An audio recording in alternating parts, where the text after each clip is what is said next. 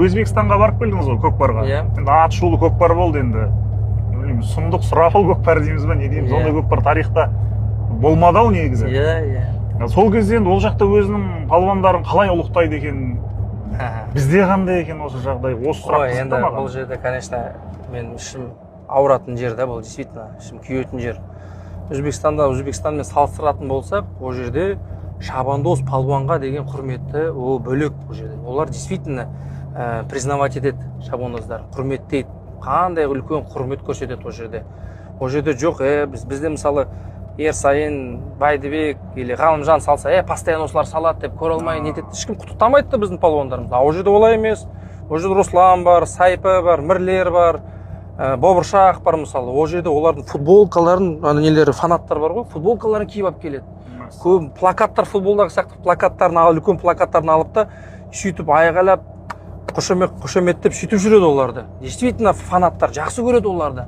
Мысалы сол кезде, конечно, оларға да мотивация. Өз келе жатқан балаларға да, мен де мысалы Руслан сияқты, Мірлер сияқты палуан боламын, шабандоз боламын деп сөйтіп соған стремлениялары болады. Понимаете, олар ол жерде Өзбекстанда құрмет вообще басқа. И көкпардың уровені басқа ол жерде тоже. Байбатшылар қымбат каневозкалар аталады, қымбат ат алады, жақсы қоралар соғады, әдемі қоралар соғады.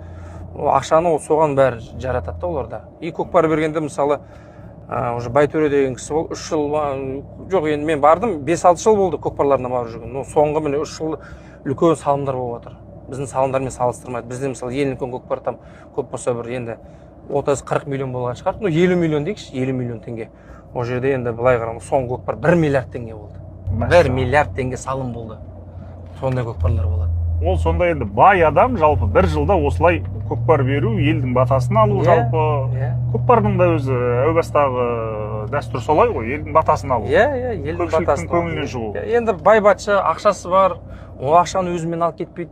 Ол дүниеге дұрыс қой. Ол тарихта қаламын дейді, жасөспірімдерге үлгі боламын дейді. Елдің батасын аламын дейді, сөйтіп көкпарды береді. Ол шашылып жатқан ақша жоқ ол жерде. Просто ол сол спортты жақсы көреді ол. Сол үшін бұл көкпарды береді.